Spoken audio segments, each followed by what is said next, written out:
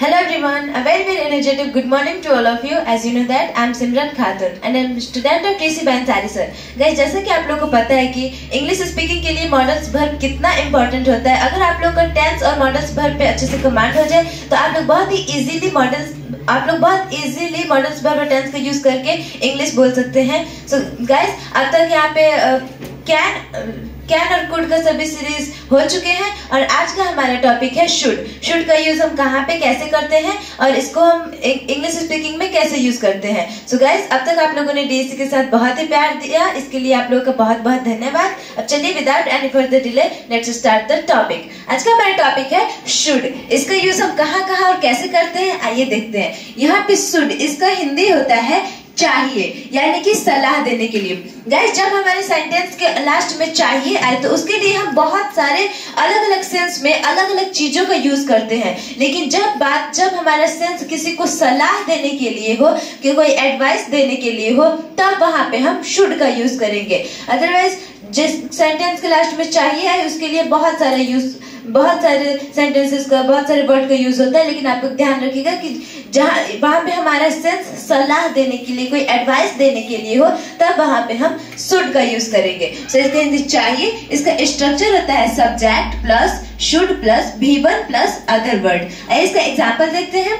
आपको अंग्रेजी बोलना चाहिए, यहाँ पे चाहिए और ये सलाह दिया जा रहा है कि आपको अंग्रेजी बोलना चाहिए, आपको डीएससी जाना चाहिए, आपको यह पढ़ना चाहिए। यहाँ पे सलाह देने की सेंस आ रही है, तो इसलिए यहाँ पे हम शुड का यूज करेंगे। सो आइए अकॉर्डिंग टू स्ट्रक्चर बनाते हैं। यहाँ पे फर्स्ट सब्जेक्ट, तो सब्जेक्ट है आपको, इसका होगा यू, उसके बाद है शुड, तो यू के बाद देंगे हम शुड। उसके बाद वर्ब वन का इसमें यूज होगा, तो बोलना का होता है स्पीक, तो आप लिखेंगे स्पीक। उसके बाद अदर वर्ड अंग्रेजी, तो अंग्रेजी का यहाँ पे इंग्लिश। आपको अंग्रेजी बोलना चाहिए, यू शुड स्पीक इंग्लिश। ये हमारा अफर्मेटिव सेंटेंस कंप्लीट हो गया।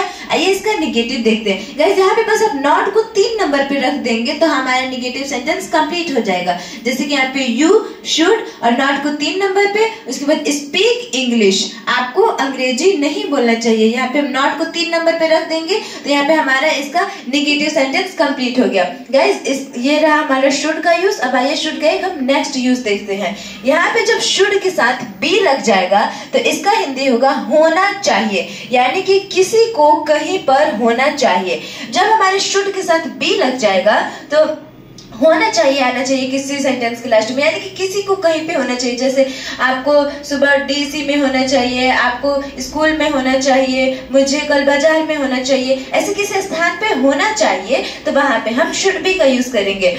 जैसे कि यहाँ पे स्ट्रक्चर इसका देखिए, subject plus should be plus V1 plus other word. जैसे कि एग्जाम्पल के लिए, मुझे इस वक्त पार्क में होना चाहिए, तो यहाँ पे आ गया कहीं पर, यानी किसी स्थान पर होना चाहिए, पार्क में, तो यहाँ पे हम शुड बी का यूज करेंगे। आइए स्ट्रक्चर के हिसाब से इसे बनाते हैं। मुझे का होगा आई, उसके बाद है शुड बी, तो शुड बी का यहाँ पे लिखेंगे शुड बी, उसके बाद V1 प्लस अदर वर्ड। तो I should be in the park right now, इस वक्त पार्क में, तो in the park right now.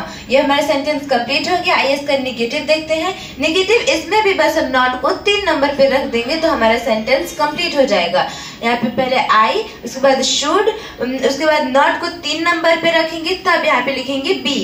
उसके बाद जैसा सेंटेंस है in the park right now, so यहाँ पे जो भी टाइम रहता है उसे हम या तो फर्स्ट में रखते हैं या तो लास्ट में, लेकिन लास्ट में रखना ज्यादा बेहतर होता है, इसलिए I should not B in the park. उसके बाद इस वक्त के लिए हम राइट नाउ का यूज करेंगे, I should not B in the park right now. ये हमारा सेंटेंस कंप्लीट हो गया।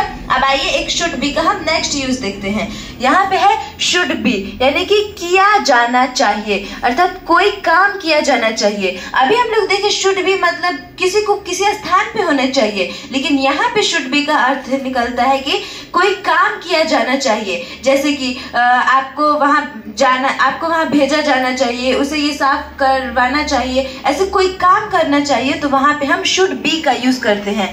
इसका स्ट्रक्चर देखते हैं, subject plus should be plus V3 plus other word. यहाँ पे हम लोग वर्ब का थर्ड फॉर्म यूज करेंगे, क्योंकि किया जाना चाहिए, यहाँ पे आ की आवाज आ रही है, यानी कि आ की आवाज, तो इसलिए यहाँ पे हम वर्ब 3 का यूज करेंगे। Subject plus should be plus V3 plus other word. जहां पे भी कोई काम की बात है, कोई काम किया जाना चाहिए, तो वहां पे हम भी थ्री का यूज करेंगे। इसका एग्जांपल देखते हैं, उसे बाजार भेजा जाना चाहिए, यानी कि उसे बाजार भेजा जा रहा है, यहाँ पे कोई काम की बात हो रही है, उसे बाजार भेजा जाना चाहिए, तो इसलिए वहां पे हम शुड बी का यूज करेंगे। तो जैसे उसे का होगा यहाँ पे ही, उसके बाद शुड बी, यहाँ पे अकॉर्डिंग टू स्ट्रक्चर बनाएंगे, सब्जेक्ट के बाद है शुड बी, तो ही शुड बी, उसके बाद है वर्ब का थर्ड फॉर्म, तो यहाँ पे भेजना का होता है सेंड और इसका थर्ड फॉर्म होता है सेंट, तो ही शुड बी सेंट।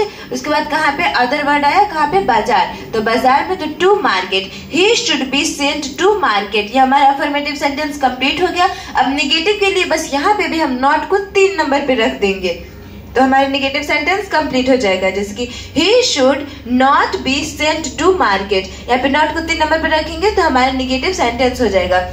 गाइस अभी हम लोगों ने कुछ शुड के यूजेस देखे कि शुड के साथ और बी लग जाएगा तो उसका यूज हम कहाँ पे और कैसे करेंगे। So guys can, could, should, ये सब सीरीज अभी डी से आप लोगों के लिए लेकर आ रहा है ताकि आप लोगों का इंग्लिश स्पीकिंग और भी इजी होता रहे, आप लोगों का और इम्प्रूव होता रहे इंग्लिश। सो गाइस अगर आप लोगों को ये वीडियो अच्छा लगा हो तो please like, share and subscribe कीजिए और बने रहिए डीशी के साथ। यहाँ पे आप लोगों की सारे जरूरत की सारे कंटेंट और चीजें मिलती रहेंगी। सो गाइस मुस्कुराते रहिए, अंग्रेजी सीखते रहिए। Bye bye, thanks for watching.